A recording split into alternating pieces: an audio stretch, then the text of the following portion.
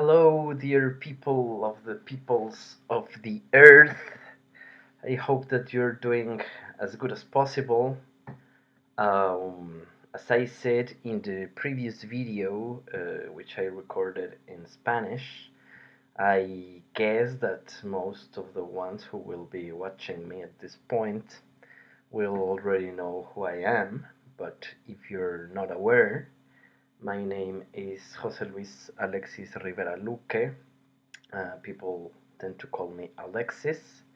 So I am here just in order to present some of the research that I've been making over the years. I thought that it was a good idea to comment on some of the articles of some of my writings that have been appearing in the last few months and in the recent time, just because I thought that it's very common, it's unfortunately common for us who are researching stuff dealing with the Middle Ages and such things, that our research will basically just be reserved for those who are already um, acquainted acquainted with our topics. So I imagine that it would be a nice idea just to explain some of it in a somewhat lighter manner. I know that perhaps some of you will say, "Okay, but what's the deal with this?" With this research, I mean, but I don't know. I think that we all, the people who are making this research, we have the sort of dream that our research will be useful for mankind, let's say. But we don't really know how this research will come to be useful. So I don't know. I just want to explain this research, and I want to point out that it is at least my belief that this research is actually profitable and it will actually teach us some stuff, not only regarding the Middle Ages, and I'm dealing with things regarding translations and stuff. I guess that the idea is that this research is not only will not only teach us about these things, but will also somehow um, be it will shed some light over some topics that are very relevant for us nowadays. So this is the main idea. This I didn't say in the video that I recorded in Spanish, but for me it was important to record this in Spanish, because even though there is a fair amount of research in Spanish regarding these topics, I think that it's most common that this research will be done in English.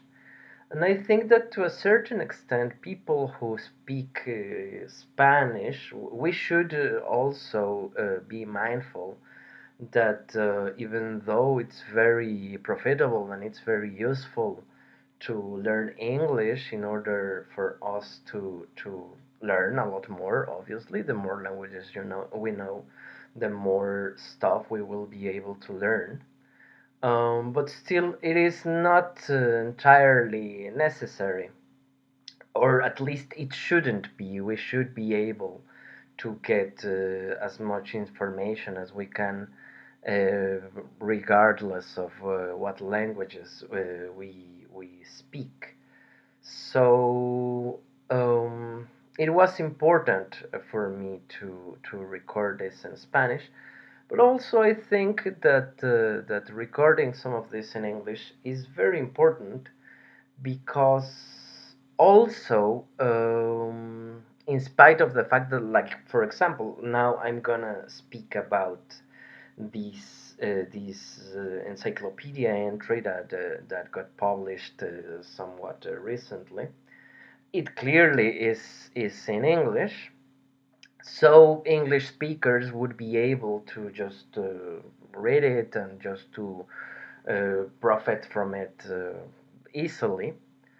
But still, I think that just it's most common that only people, as I said already, only people who are already acquainted with these topics will actually look for this.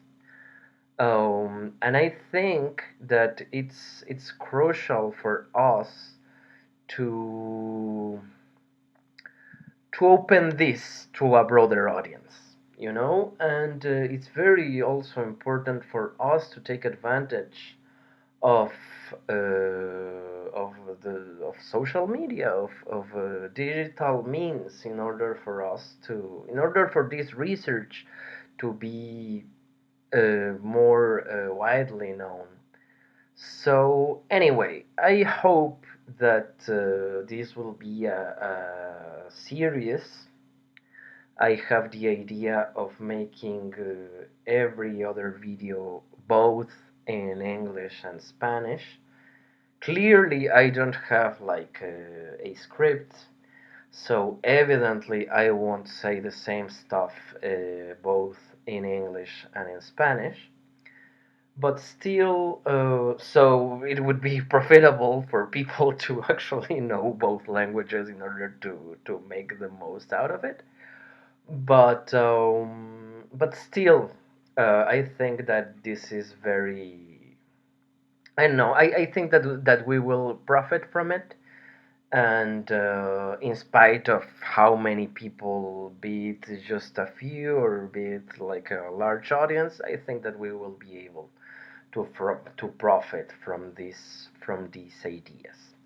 So basically, my research mostly has dealt with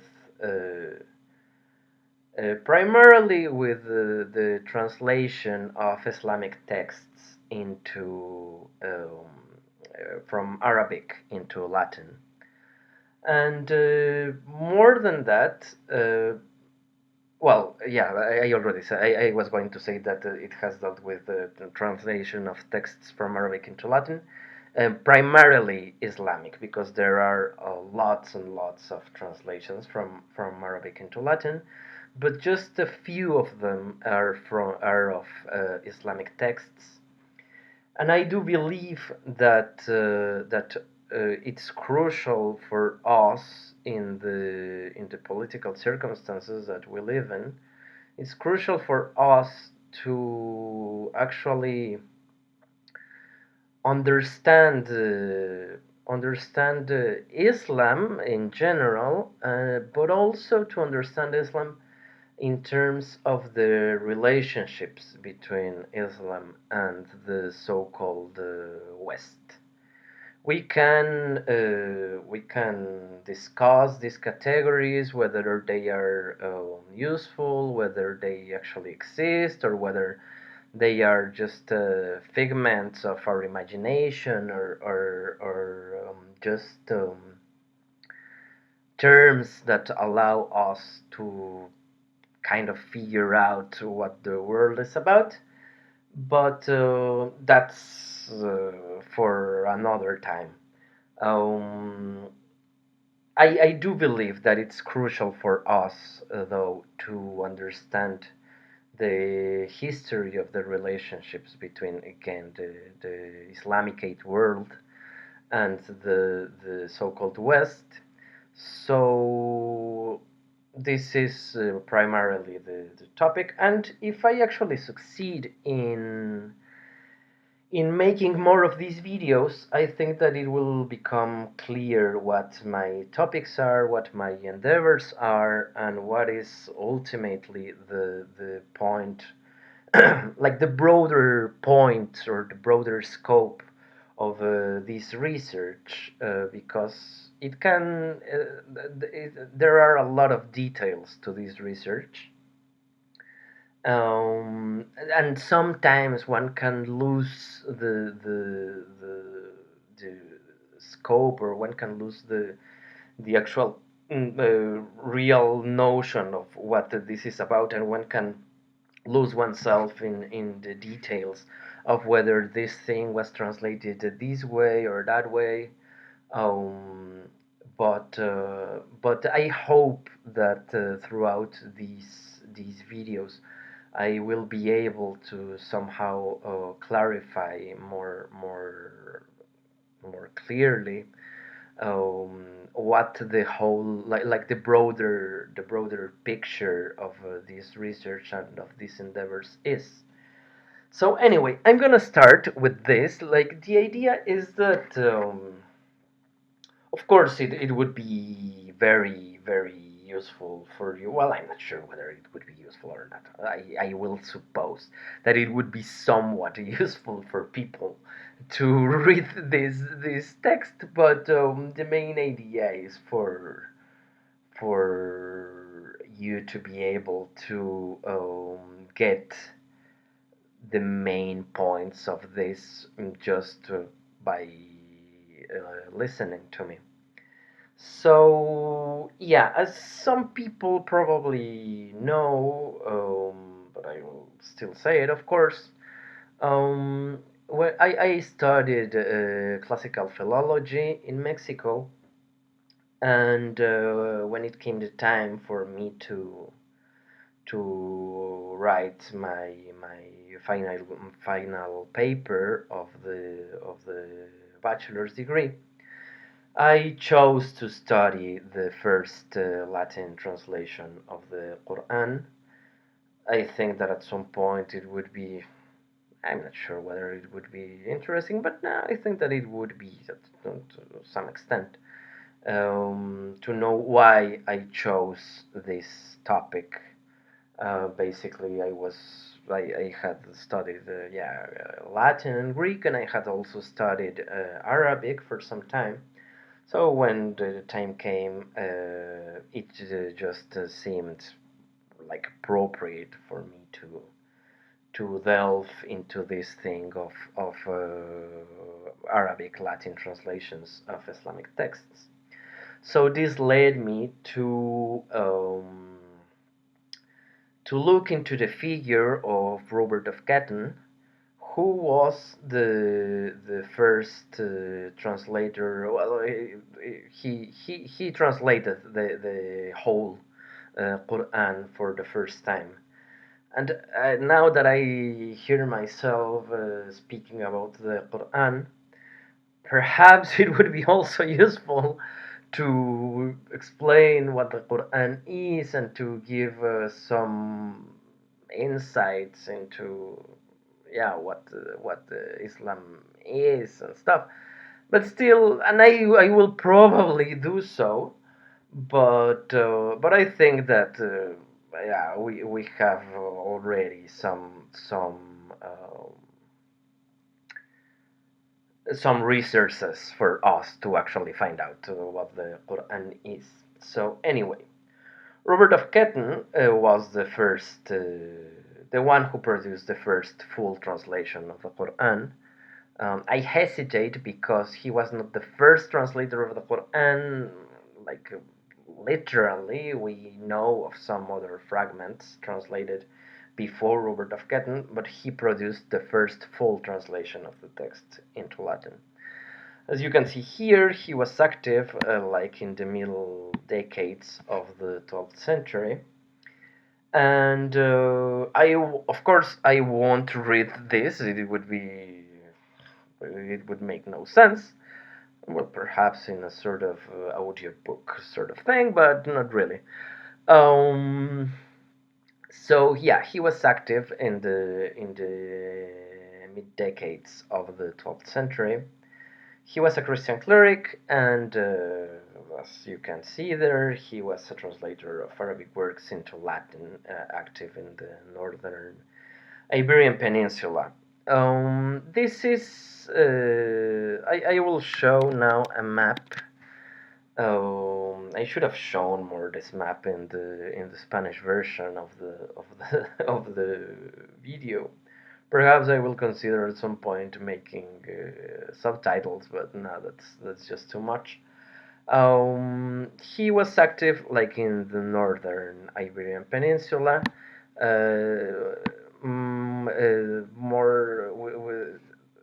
more precisely, he was an archdeacon at Pamplona, and he was active in that region. We will see some information regarding his activity as a cleric, and we will come back to this map when I explain in some other video about the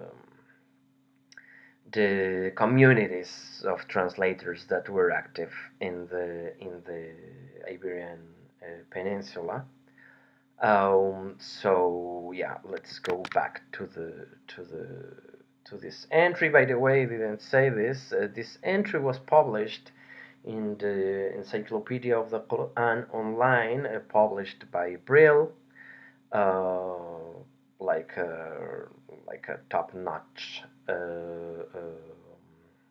publishing company, and perhaps some of you will be aware of this, perhaps some not. Anyway, so yeah, he was a Christian cleric. He translated Arabic works into Latin, and he was active in this area. And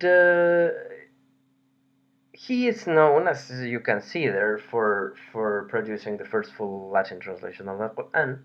Nevertheless, this was not his main interest at all.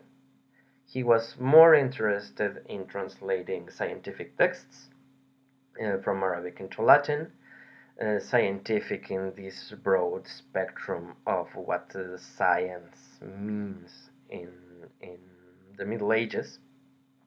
He was mostly interested in astronomy and geometry, and somehow in astrology, but that we could discuss this at some other time. Also, I have to say, and again, I didn't say this in the Spanish version. This is not, well, it should have been clear. This is not about Robert of Ketton in general. This is about Robert of Ketton in the context of him being the translator of the Quran. This is not his activity. His activity goes in a whole different direction, and actually, if we dealt actually with his activity, in general, the translating of the Quran would be important for sure, but it wouldn't be as crucial as his other activities and his other interests. Anyway, Robert's translation was very influential, and as you can read here, it became the standard version up to the 18th century. As attested by the extent of its influence, it was used by many authors, and it was known by many authors, and it appears in a lot of manuscripts. Well, we have a fair amount of copies of the Latin translation. Some of them are incomplete, but we have, as you can see there, at least 26 manuscripts transmitting the Robert's translation. So, who? Well, this I was going to say who was Robert of Ketton, but this goes beyond the purposes of this paper or of this entry. It is important to acknowledge that this is already fairly well known, but still one has to point out that for a long time Robert of Ketton was thought to be the same as Robert of Chester. I think that this notion is now completely dispelled. If for some reason you read this idea in recent papers that Robert of Ketton is Robert of Chester. This is just patently wrong, but for quite some time we believed that Robert of Ketton and Robert of Chester were the same person. They were in fact two different persons. It was believed that they were the same person because they were both translators of treatises from Arabic into Latin. They were Englishmen, and there was this idea that their cognomina Kettenensis and Castrensis, they are fairly, not really, but they are somewhat similar. So there was this idea that they were the same person, and that only the scribes committed mistakes when recording their cognomina, but no, they were actually different persons. Burnett has shown this very clearly, and it's a known fact now. Anyway, Robert came from Ketton in Rutland in the Great Britain, as it is acknowledged by him. Well, he calls himself Kettenensis, and some other people, Herman of Carinthia and Peter the Venerable, call him from Kettenensis. So this is most likely Ketton in Rutland in the Great Britain. And again, as you can see here, his English origin is attested by himself and by his own name, which became very popular in Britain since its introduction in the 11th century. Now, Robert appears for the first time in 1140, mentioned by Herman of Carinthia. Herman of Carinthia was a close colleague of his, and it seems very likely that Herman looked up to Robert as if he was a sort of teacher of his. Perhaps not in a literal manner. It doesn't really seem that Herman actually learned anything, specifically, let's say, like he didn't learn Arabic or something. This is not. This does not really seem likely, but it seems likely that Herman somehow looked up to Robert. So, as we can read here, Robert's refined style and his interest in studies on geometry and astronomy probably led him to his Latin style and his knowledge on geometry and astronomy suggest that he studied under the program of the liberal arts. So, and yeah, like he probably was educated in some. This is just speculation, in some cathedral, but he was educated under this program practically for sure. Regarding his clerical activity, Peter the Venerable, the abbot of Cluny, he and his secretary Peter of Poitiers identify Robert as an archdeacon of Pamplona, and he appears in a number of documents coming from the Church of Pamplona. These documents were written between 1145 and 1156. He was also involved in church politics, and Goñi Gastambide, some Spanish author, is very thorough in explaining the role of Robert in what Goñi calls the Archdeacon Rebellion. Robert was in touch with the Navarran royalty, and in the last notice that we have from Robert, he appears now not anymore as an Archdeacon of Pamplona, but as a canon of Tudela, and as a dear friend of King Sancho VI.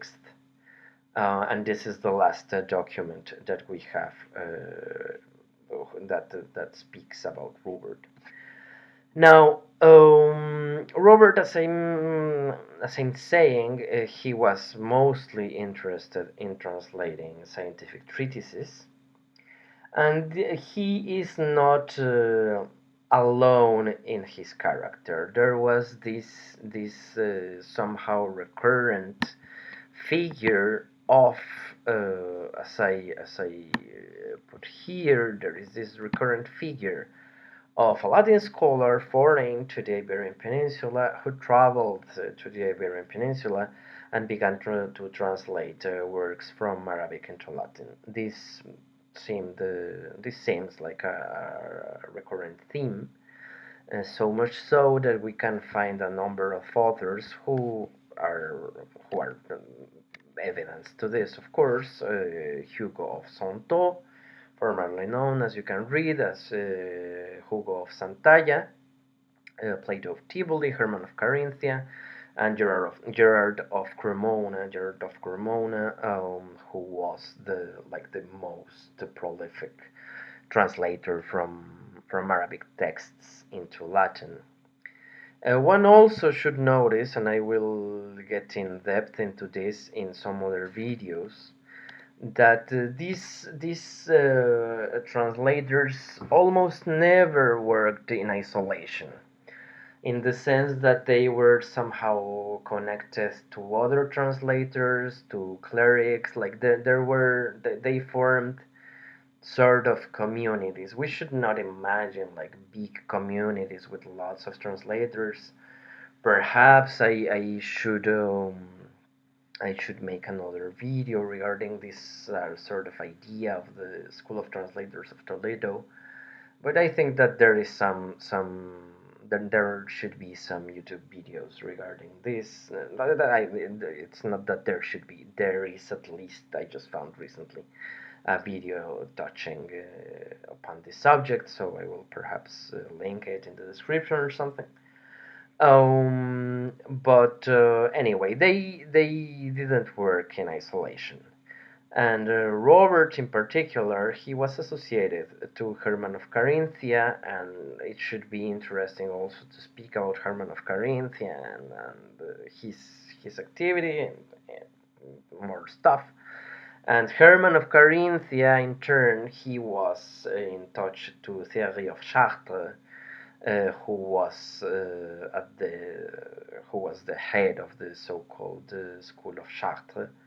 So, and as you can read there, Herman produced his own share of Arabic Latin translations, scientific translations, but he also took part in translating some Islamic texts, as we will see later, and he wrote um, uh, 4 original works. And now here we can read that this will be a matter of some other video, but this just goes on to show that his activity was not isolated. So, as Burnett has put forward, um, Robert Hugo of Santo wrote this translation of the so-called Liber Trium Judicum. There are 2 manuscripts of the Liber Trium Judicum. One of those manuscripts is dedicated to the Bishop Michael of Tarazona, and the other manuscript probably was dedicated to Robert. We don't really know. The dedication says to the Master R. It just puts the initial, but there's some likelihood that this R was Robert. So this speaks about Robert knowing Hugo of Santo, perhaps Michael of Tarazona. They were like moving somehow around the same areas, as you can see here. For example, here is Pamplona and here is Tarazona. So yeah, they were somewhat near to each other. So there is this likelihood. And then here I mentioned the Arabic library of Rueda de Jalón, which had belonged to the Banu Hud of Zaragoza. This will be a topic that I will leave for another video. And Burnett has also shown that Hermann of Carinthia and Hugo were in fact colleagues, and they did visit together Arabic libraries. So we have a very clear view that Robert, Herman, Hugo, Michael, etc. They were in touch. How close in touch were among them? Oh, this remains to be seen, but clearly Robert was very close to Herman of Carinthia. Herman of Carinthia, in turn, was very close to Hugo. Hugo, in turn, was close to Michael of Tarazona. So this speaks tons about a community in the northern Iberian Peninsula. Now, Robert's main interest is to study astronomy and geometry. He makes this very clear, and not only because he says this, but also because he translated some other books. He translated this so-called Judicia by Albatani, by Al-Kindi, sorry, um, which is an astrological treatise. He also translated the what is deemed as the most popular version of Euclid's Elements in the Middle Ages, and he translated Al-Batani's canons and astronomical tables. We don't. This translation is not extant, but there is some evidence that Robert actually did translate this, and this again will be left for another time. At the end of the he in this he states that his main interest is to study astronomy and geometry in the preface to his translation of the Qur'an. Then at the end of this preface, he promises Peter the Venerable that he will translate this. He will not translate. He will author this book penetrating the entire heaven and will include knowledge. And he promises this very big treatise, but we don't really know whether he actually wrote it or not, and it seems somewhat likely that he didn't that he didn't write this treatise. There has been some discussion about what what Robert is talking about here, but I do believe that it's arguably he is speaking about an original work of his. But anyway, this is not extant, and also in the preface of the Judicia, he declares his interest in working in Theodosius of Bithynia Cosmometria, which is a book on spherical geometry, and he also says that he plans to work on a book on proportions, but we don't really know whether actually he actually worked on this book of proportions. Both of which, as I put here, he says should facilitate his and Herman's access to Ptolemy's Almagest. But it is not clear whether he translated, whether he worked on these texts or not, and since we don't have them, it seems likely at least that he didn't do so, but that remains to be seen, or perhaps we will just never know about this. Again, this was Robert's main activity. However, he's mostly known for his participation in the so-called Corpus Islamo-Latinum. Corpus Islamo-Latinum, as I put here, is a modern term for referring to the compilation, formerly known as Collectio Toledana, of translations of Islamic texts from Arabic into Latin made for Peter the Venerable. Peter the Venerable, abbot of Cluny, he wanted to have an amount of information regarding Islam in order for him to refute Islam. So he refute. Um, sorry. Um, yeah, the abbot wanted to have some amount of information regarding Islam, and this is why he hired a group of translators in order to write these translations, and he expected, well, no, he didn't expect that the abbot used these translations to write a couple of texts against Islam, the so-called Summa Totius Heresis Saracenorum and his Contra Secta Saracenorum, which are both polemical texts against Islam.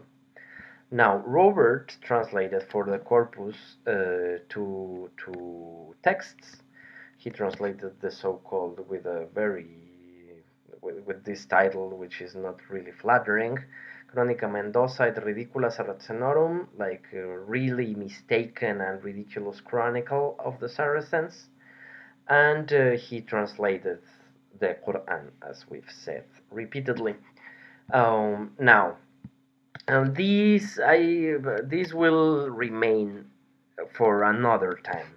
How come that Peter the Venerable traveled to the Iberian Peninsula and he met with King Alfonso VII of Leon, and then they met in Salamanca? This is for another time. What we should know is that Peter the Venerable traveled to the Iberian Peninsula. He met there the king, and during this trip he met a group of translators, um, and he hired them to produce the translations of the corpus. This is also some other thing for another time. Peter the Venerable writes this letter to Bernard of Clairvaux, in which he speaks about like with some amount of detail, not that much, but some, how this came to be, that he traveled there and that he met Peter of Toledo, and that here you can see this, and that he commissioned Peter of Toledo to translate the Apologia al Kindi. But Peter of Toledo wasn't really good writing Latin, so he lended him the assist. He provided Peter of Toledo with the assistance of his secretary Peter of Poitiers, and they produced some stuff. And then he found Robert and Herman, and again this will be for another time. This is also very interesting, and this will somehow show us how the scholars were in touch to each other in the Iberian Peninsula during this time, which is again very, very useful. The abbot says that he met Robert and Herman in the proximities of the Ebro River, perhaps at Nájera, and then we come back again to the map. I didn't show the map that much in the Spanish version of this thing, sorry. You can see Nájera right there. So yeah, there is some likelihood that they met in, on, or around Nájera. But again, this is for another time. They probably the Robert and Herman probably traveled with the abbot for some time, but yeah, this is just well, I will try to make a separate video on this. Then um, again, when the abbot found Robert and Herman in the surroundings of the river Ebro, they were interested in studying astrology. Again, Robert acknowledges to this, and again, this is also a matter for some other time. They probably didn't have Islamic texts for them to translate. They had to get the manuscripts from some place, and the abbot actually mentions that the translators searched through the bookshelves of these barbarian people, meaning, of course, the Muslims. And the abbot mentions at some point that he provided them with the help of a certain Saracen named Muhammad. There is no notice about who this Muhammad was, what was his influence, or how he helped the translators. Some people have argued that this Muhammad probably didn't exist. I myself think that it is likely that he didn't exist, or it is also likely that he was just very. He just helped them in a very material way, either taking them to some library, um, explaining to them what texts they should translate, or such things. But this is very unclear. Although we can speak tons about this, but still, yeah, like the point mainly is that they didn't have at least for the time being. The point is that they didn't have the texts, and they had to get them from some place, most likely a library, like a full-fledged library. So, but again, this will remain for another time. Just to mention the contents of the so-called Corpus Islamo-Latinum, the Corpus Islamo-Latinum is composed by 7 texts.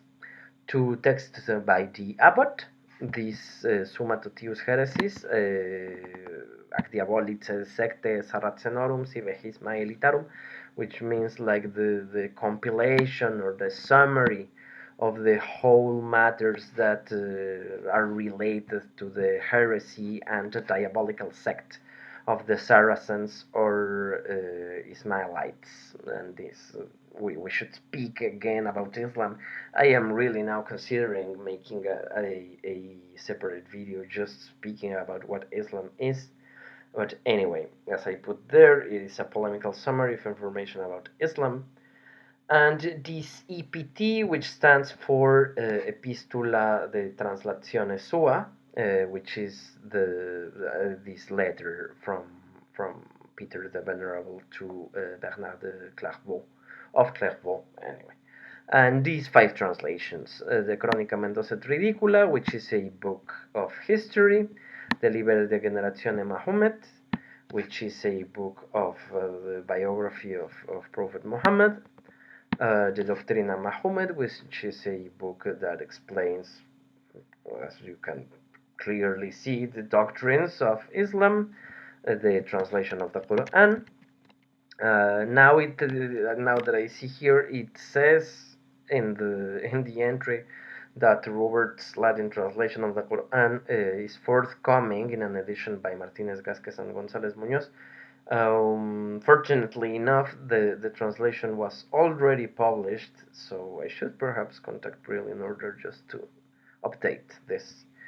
And the so-called Apologia al-Kindi, which is the book that was translated by Peter of Toledo.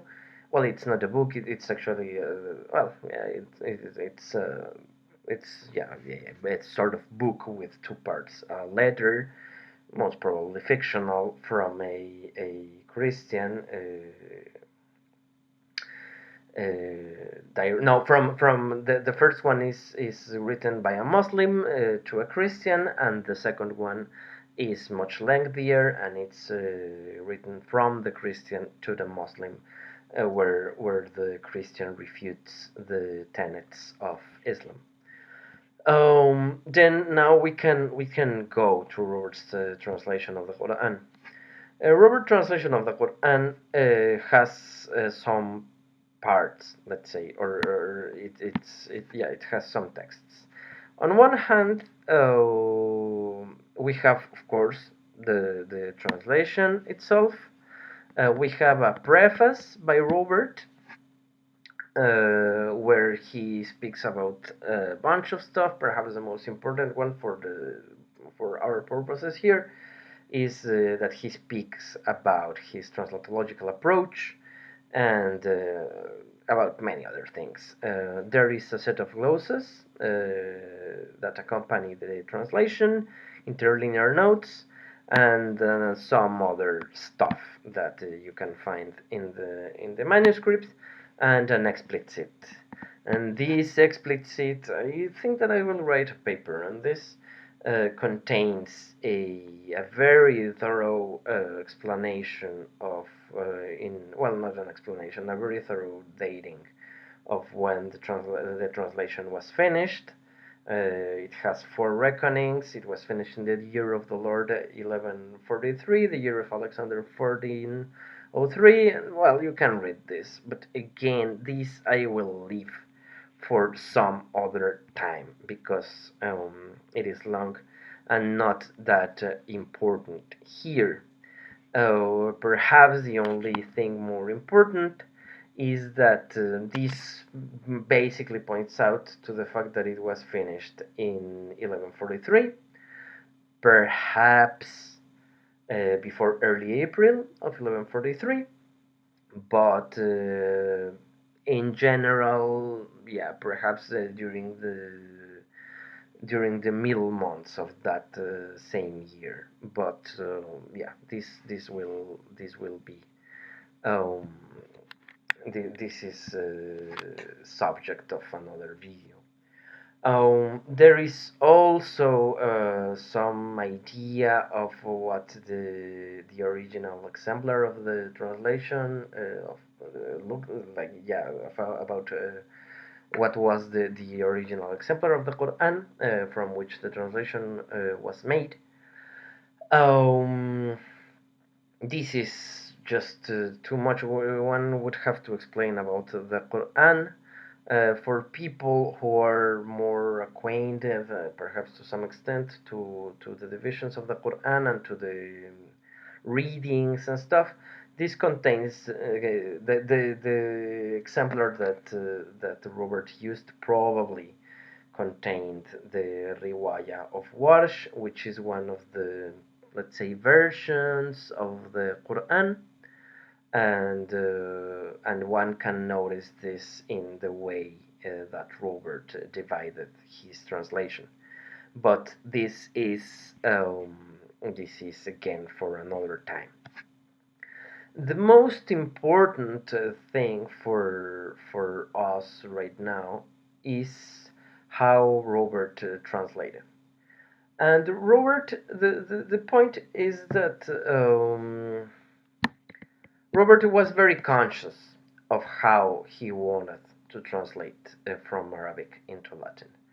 The point is that Robert was he had a very clear idea that the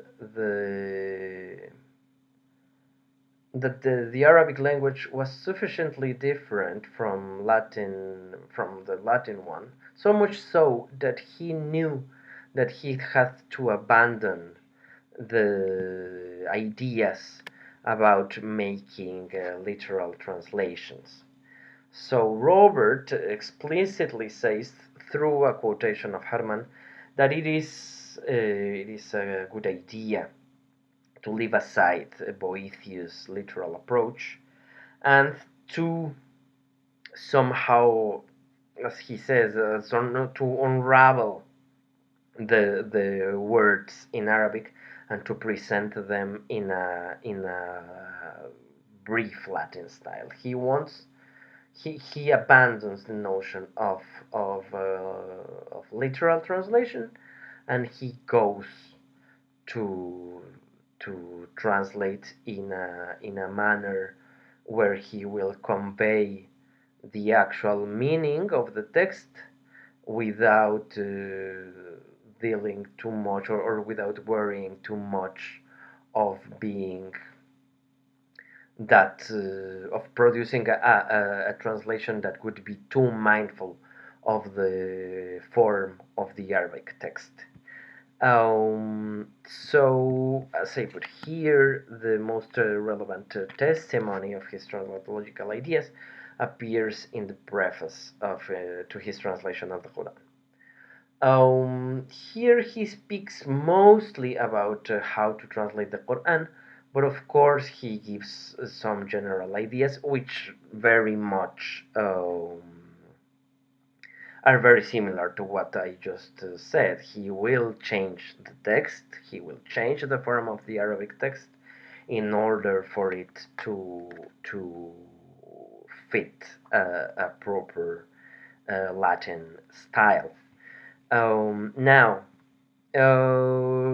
Robert speaks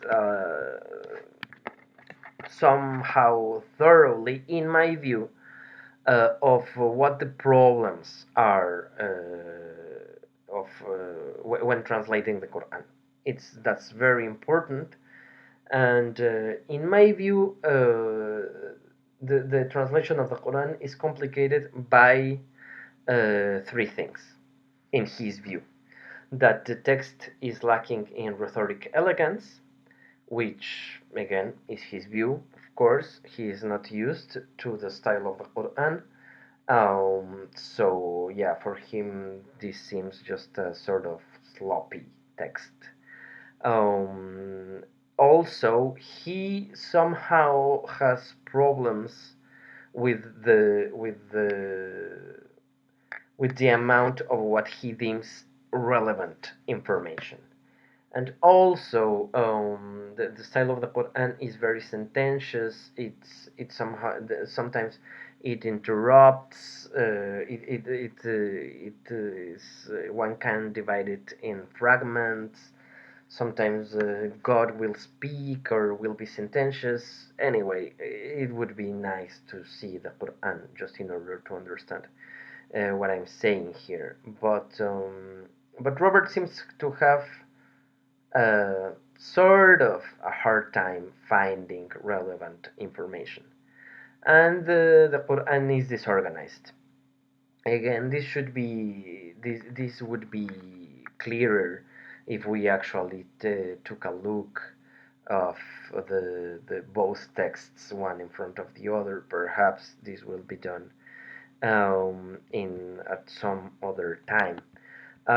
Robert says that he is going to render the text in its own fashion by removing only the veil of the Arabic language. This is a sort of contradictory assertion, kind of, because he ends up changing the text a fair bit. So again, like as we can see, like in the second part of this thing that I highlighted, he says that he has translated without removing anything or changing the meaning of anything, uh, but that he did so only in case it enhanced the comprehensibility of the text. This is yeah, he says that he didn't alter anything, and that he only did so in order to ensure its comprehensibility, but he changes a lot. He changes basically the whole elocution of the Quran. So yeah, it's an interesting assertion. And then he presents this justification that it is important, definitely, but it's, as I say here, the argument is somewhat intricate, not that much. I have to say, though I haven't said this, that the preface is not an easy text to read. It's not the most difficult text, but it's complex. It's complex, and so much so that some people have different opinions about what Robert is actually saying in the preface. But again, this would perhaps be better covered in another video.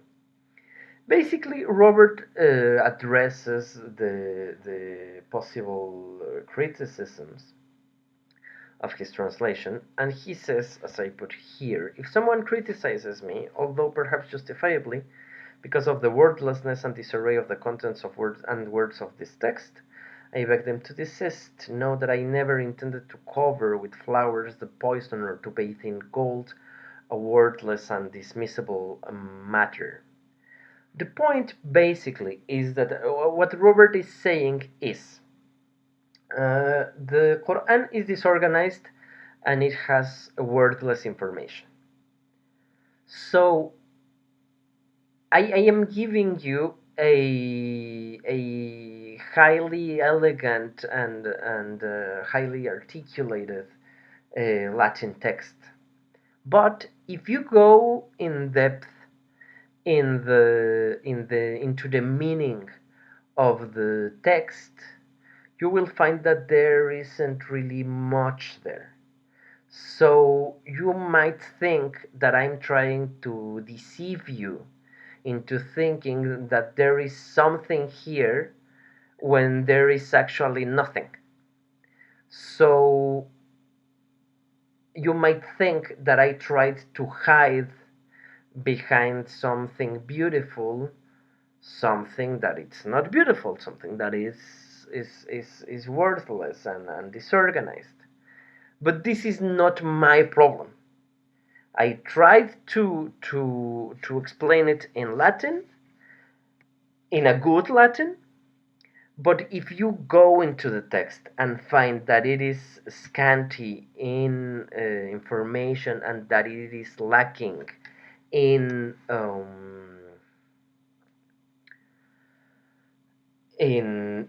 rhetorical elegance, this is a problem of the text itself. It is not that I tried to deceive you into thinking that the text it is worthy where it is when it is not. So you can read that here. I hope that I was somehow clearer than what you can read. Fortunately, you can read the text and not listen to me. As you can see there, the bottom line is that if anyone finds the context of such a fanciful text to be such a fanciful Latin text to be deficient, this is due to the contents of the source text and not to the fact that he presented them in a deceiving manner. So anyway, and this I will speak to this in the end. So what does Robert do?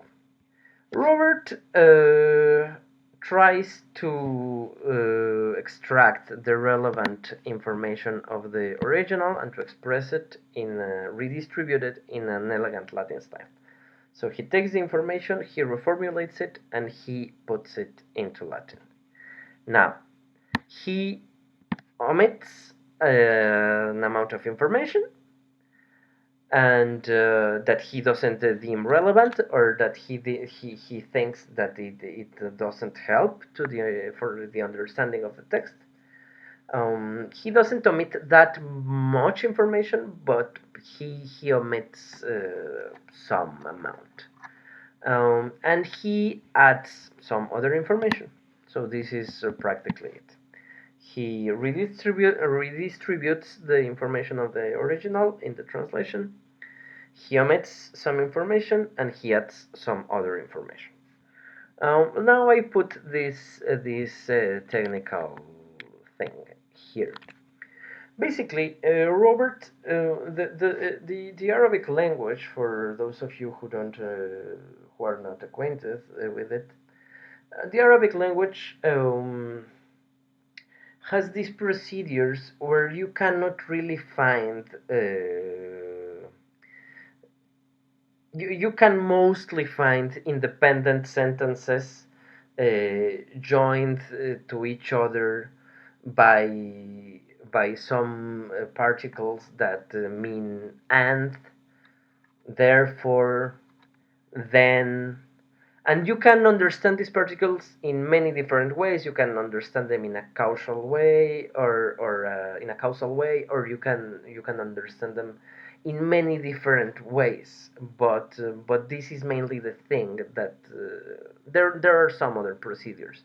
But the Quran is very paratactic. It juxtaposes sentences. It puts a whole sentence here, and it puts a whole sentence there, and then a whole sentence there. Now, what Latin does is very different. What Latin does is that Latin language puts in what we call a period many sentences within the period, and they are connected by dependency. So you say, when I was going to the town because my uncle called me in order to tell me that he was going to build a car, I carried a bag of fruit because then, and it will be like this. It will be like a bunch of dependency. When my uncle told me that he was going because blah blah blah, blah, then I did, because this is not something that, perhaps I'm simplifying it too much, but just to have a clear perspective, this is what happens. So Robert avoids this style of the Quran that just says sentence, sentence, sentence, and he makes these long periods. And here is, well, this is somehow important. Then I will leave this of the commentaries of the Quran, of what Robert adds for a little bit later. But an example of this is the translation of the first chapter of the Quran. The first chapter of the Quran is composed of four juxtaposed sentences. So it says, well, I won't say what it says, but yeah, I will try to do just a video explaining how the translation by Robert compares to the Arabic original. But basically, what happens is that in the Quran, the text is divided like this. Where you have one sentence that corresponds to the first verse, to the first ayah, as it is called in Arabic. Then the ayahs 2 to 4 are another sentence. The fifth verse is another sentence, and the sixth and seventh are yet another sentence. And Robert just makes one whole sentence, or one single period, composed by two sentences that he joins in the middle. So this is basically what Robert does. He takes groups of verses of the Quran, and he joins them in a clear period. So, as I say, and this information is reorganized following Latin standards of elocution, and here we can see a very clear example of what Robert does. For example, in the verses 4 and 5 of chapter 12 of the Quran, there Robert, well, the original text says, when Joseph said to his father, "O father of mine, I have seen that," and Robert translates, when Joseph said to his father that he had seen So this is basically what happens. In the Arabic, we can see very clearly when Joseph had said to his father, then, colon, oh, father of mine, I have seen. In Robert's translation, this is not the case. This is a whole complete sentence. When Joseph said to his father that he had seen, and he goes on and on. So this is again very technical. Here he changes the direct speech in the original to indirect speech, and he changes some things functionally just in order to make the style fit, to make the Arabic style, or to transform the Arabic style into a Latin style. Then Robert does not include a certain amount of information. We can see just an example of that in the fact that Robert omits these so-called disjointed letters or separated letters. There are 29 chapters of the Quran which start with disjointed letters. What this means? This means that the Quran, for example, in chapter 2, it starts saying Elif Lam Mim. These are the names of the letters. This is as if I was saying ALM. So the Quran says Elif Lam Mim ذلك الكتاب لا. It says ALM.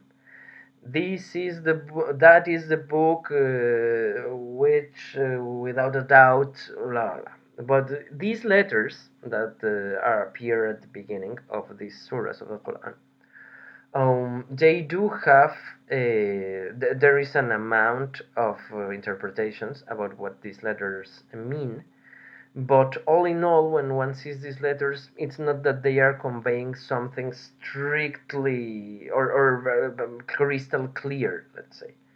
So since they are not really conveying crystal clear stuff, it was perhaps too much of a hassle to deal with any possible interpretation of these letters.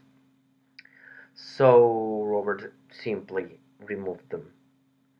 But as I am saying here, Robert never actually omits so much information that he renders the text unrecognizable. The text remains very recognizable, and one can, when one compares the Latin translation to the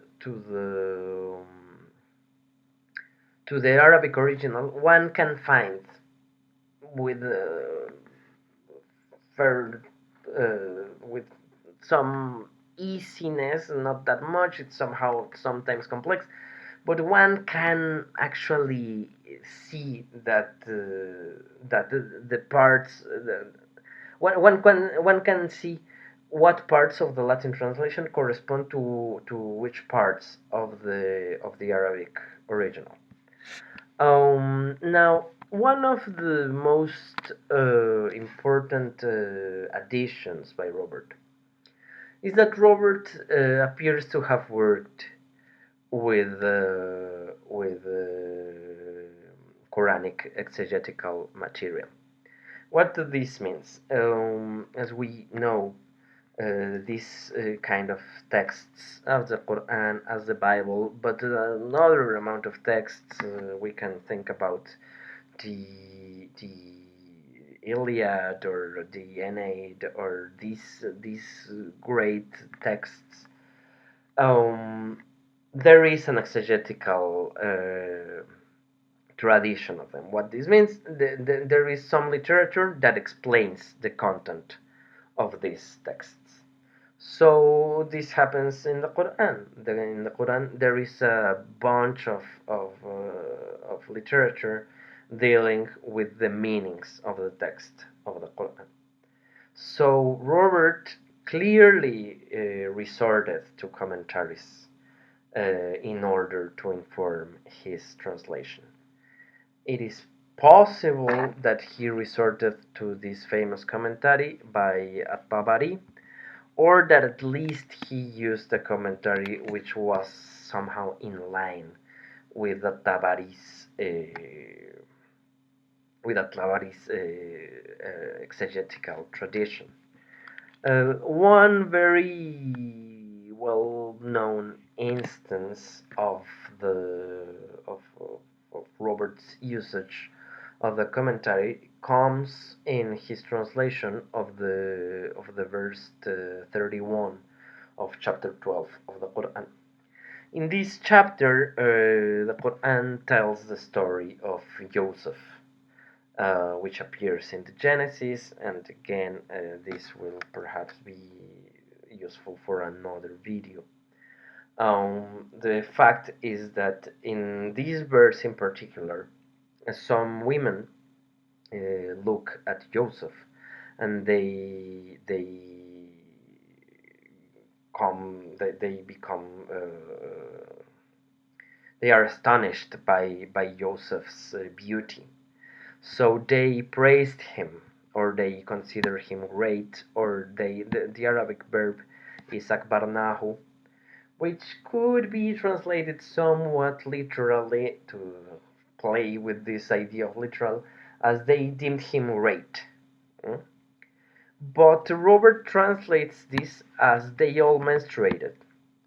And one says immediately, okay, what happened here? Why this verb is translated as they all menstruated? And the fact is that in a Tabari's, well, I don't know why I highlighted this right now. In a Tabari's commentary, he writes that one of the interpretations of the verb akbarnahu is they all menstruated.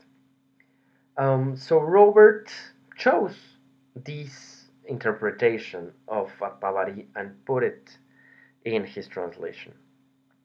Whether it is a good interpretation or not, that remains to be seen. If I remember correctly, and I think I do, At-Tabari doesn't really believe that this is a proper interpretation of the verb. Nevertheless, he records it. And Robert clearly was reading some commentary which contained this information. And he clearly put this thing because the commentary said it. Now, why Robert said this is clearly, at least in my view, it is clearly that he wanted to portray the text in a, say here, in a potentially polemical manner. He wanted to present the text in that particular point in a bad light.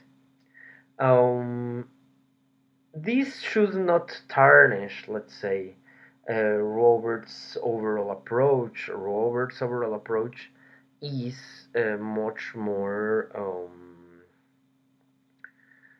well behaved, let's say. Robert actually, you can actually see him wanting to convey the actual meanings of the Quran. This is very important.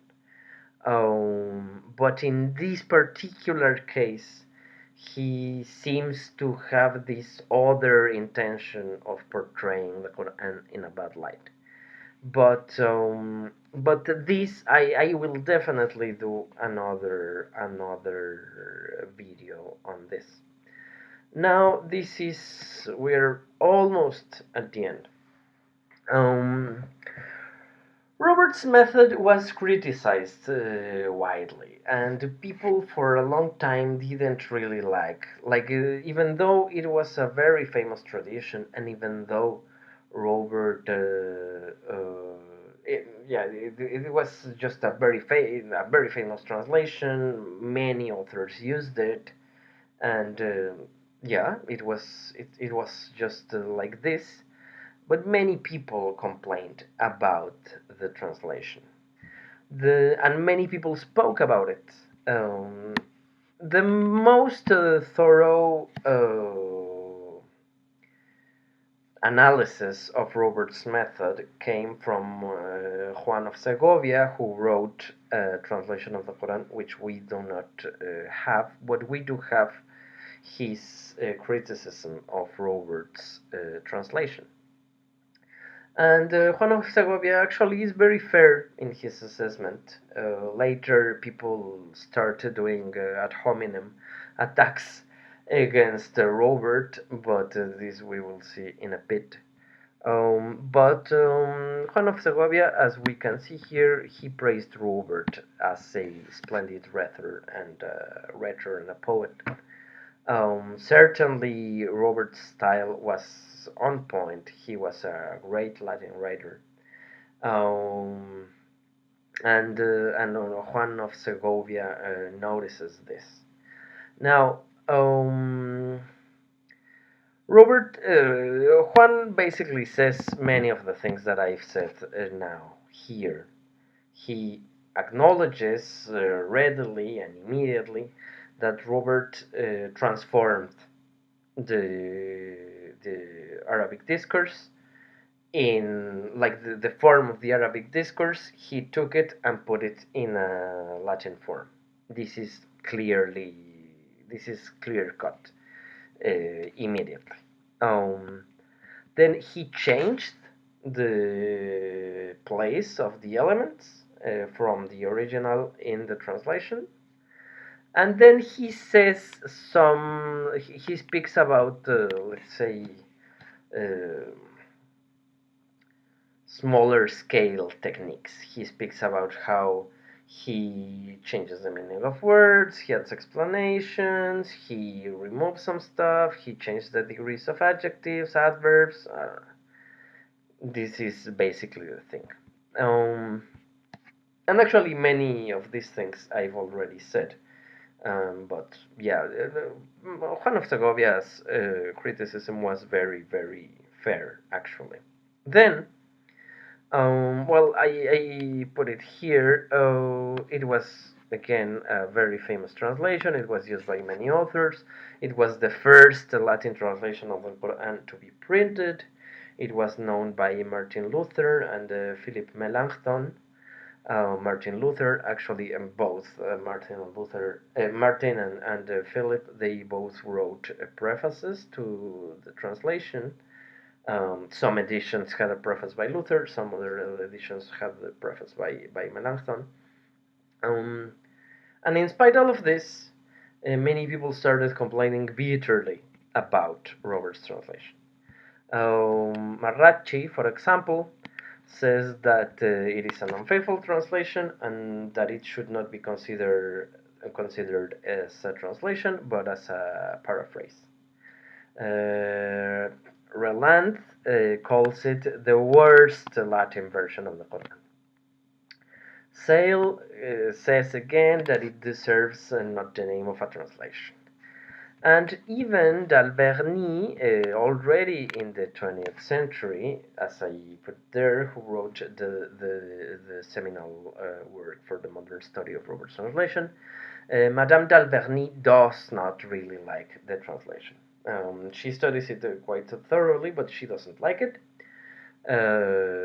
Madame d'Alberni says that it's bel infidèle, these kind of translations that are very beautiful in their content or in the way they are written, but that they are simply unfaithful. And she complains about the way in which Robert transformed the Arabic style into a Latin one. And as I put there, d'Alberni believed that Robert's effort to establish a logical link between phrases merely juxtaposing the original produced even comical results. So she says basically this, that the translation, gives comical results because of Robert's effort of changing the way in which the Arabic is written.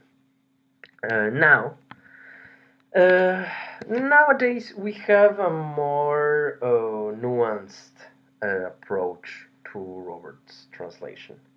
You can actually acknowledge this in my very paper. Like, we should acknowledge that Robert actually tried to convey the meaning of the text, even though we might find some stuff, but he actually shows a distinct intention of conveying the meaning to the best of his abilities.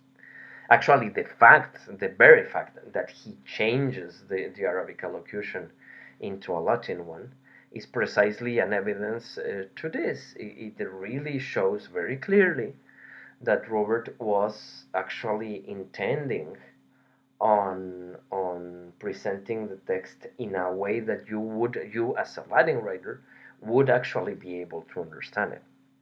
Anyway, as I put there, from the 1960s onwards, some authors started to reappraise Robert's method. And again, he shows this distinct will to convey its contents accurately. Perhaps the most important thing is that people started noticing that Professor Thomas Berman, that Robert used the commentaries of the Quran.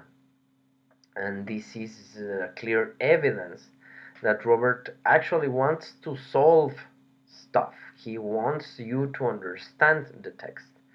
There are some problematic parts of the Quran where you don't really know what does the Quran mean. And in these parts, Robert offers a distinct interpretation of these passages. Whether this is uh, useful or not, I think that it is useful, but it somehow it solves a problem that at some point could be not solved, and leave it to the reader to for them to understand what the original text actually means. But this is not the point. At the time, it is not useful for Robert's readership. It is not useful for Peter the Venerable to say, "Oh, I think that this means this or that." No, no, no. What Robert wants, and what's more profitable, is that Robert says, "This is what it means." Just leave it like that, you know. And so he actually wants people to understand. He actually wants to convey the meaning of the Quran, and he wants people to understand what the Quran is saying. Now, this is very important. Robert translated this, and he participated in anti-Islamic endeavors because he was hired. Peter the Venerable hired him. Peter the Venerable had this program in which he was refuting the Jews. He has a treatise against the Jews. He has this treatise against the Muslims. He has this treatise against the so-called Petrobrusianos. He has this idea of refuting heresies. This is very important. So he goes to the Iberian Peninsula. He finds someone who can translate texts from Arabic into Latin. So he hires them in order to have this text translated, and that's it. Robert doesn't really he didn't really care about that. If he hadn't been hired by Peter, he most probably wouldn't have translated Islamic texts.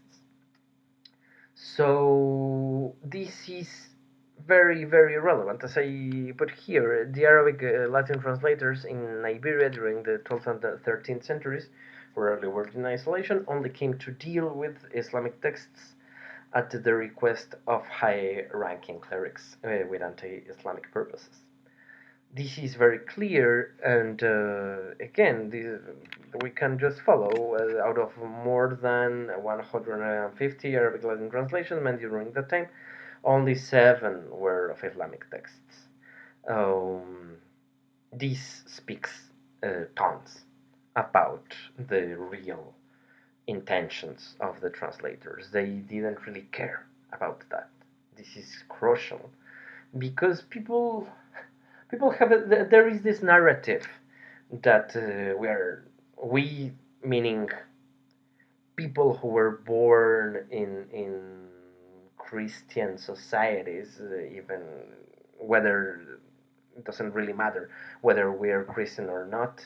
There is this narrative posed by, let's say, conservatives, by right wingers, that we are different, that we are well, not different, that we are sort of enemies, that we are in a clash, that we are in a clash of civilizations, following Huntington's narrative.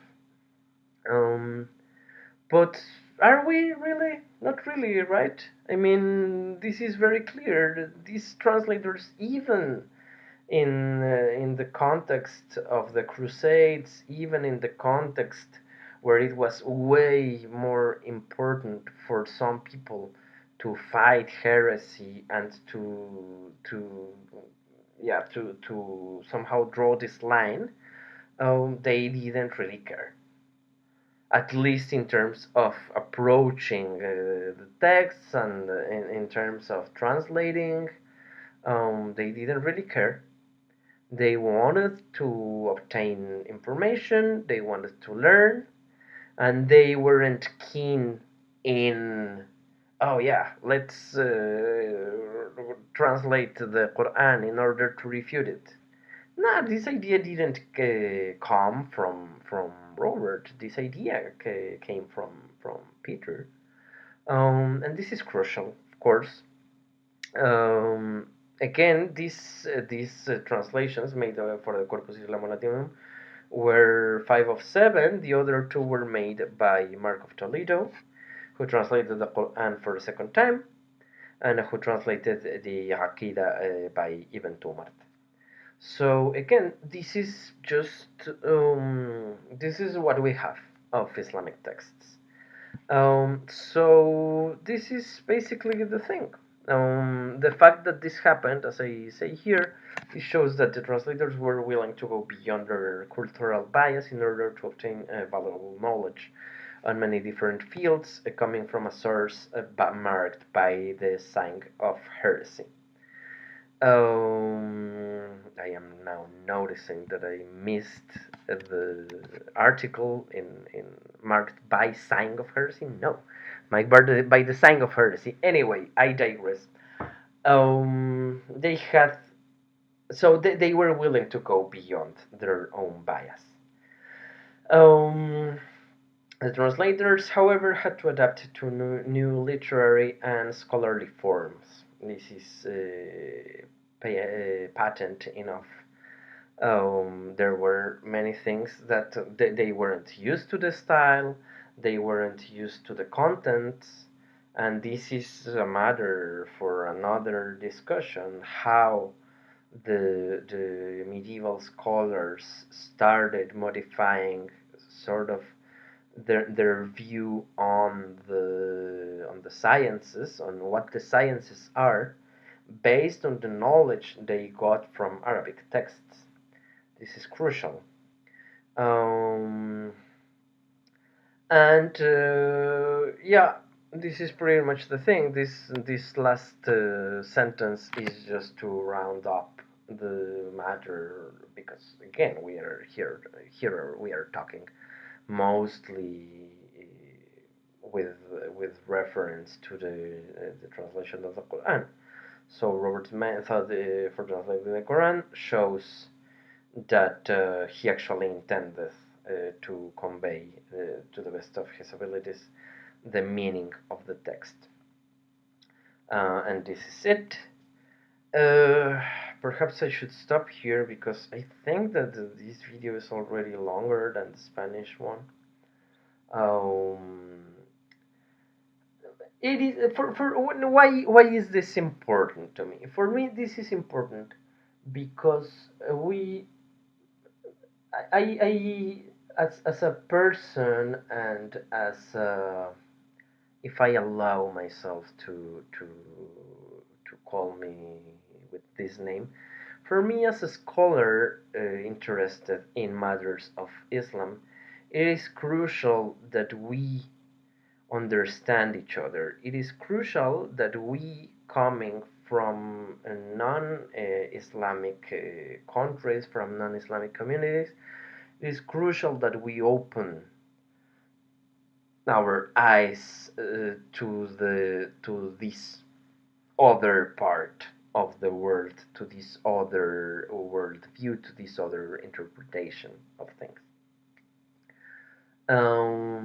It is crucial that we learn the lessons taught by the history of the relations between the Arabs, between the Christians and Muslims at that time.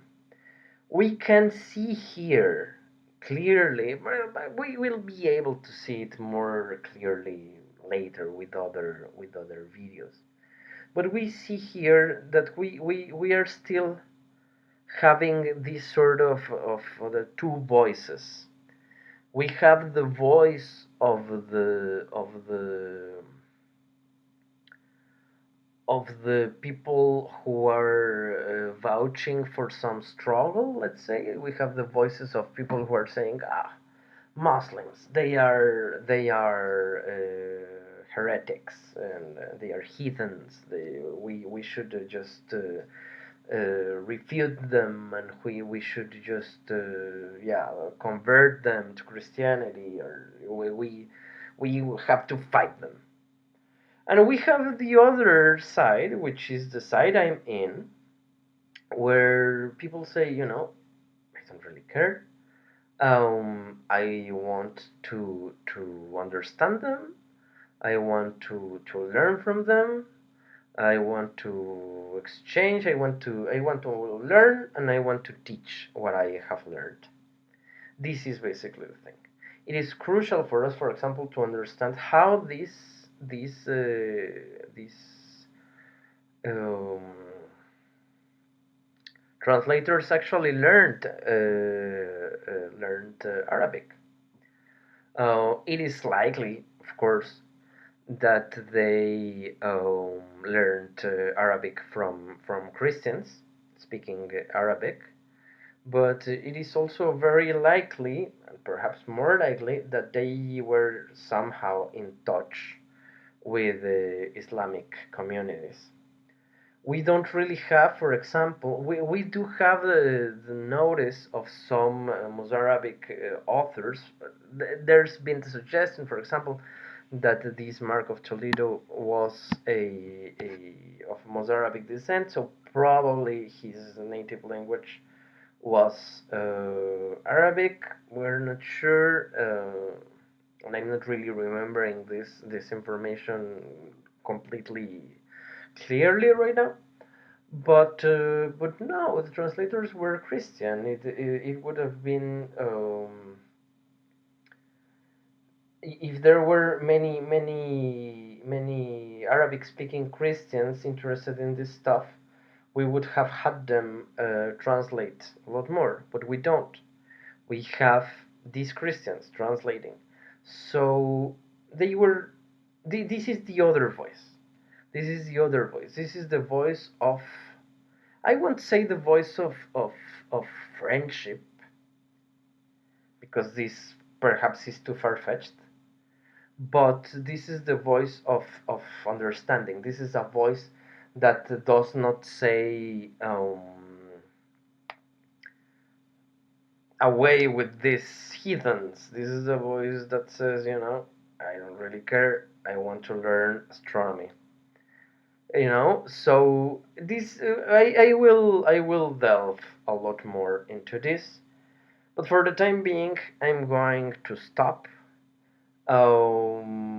I think that it was longer than I thought it would be, but yeah, this has no intention other than to explain these things in a more palatable manner, if possible, and also to reach other places, to go to places where this kind of research does not really go, because this research, yeah, remains locked up in encyclopedias, remains locked up in colloquia, in congresses, in classrooms. And I think that no, I think that it is crucial that we speak about this here, like with in a more public forum, let's say. How public will this be? I don't know, but at least it is here. It is not locked up here and there. It's not. I'm putting it out there just for people to listen. So that's pretty much it. I will try to keep on my program of making more videos, either to explain this topic, to explain other papers, to discuss some of the things that were left behind, and we will see each other at some other time.